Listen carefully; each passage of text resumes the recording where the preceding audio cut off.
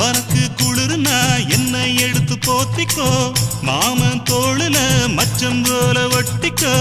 அடடா அல்வா துண்டு இடுப்பு உன் இடுப்பு அழகா பத்தி கிச்சி நெருப்பு தோள் கிளப்பு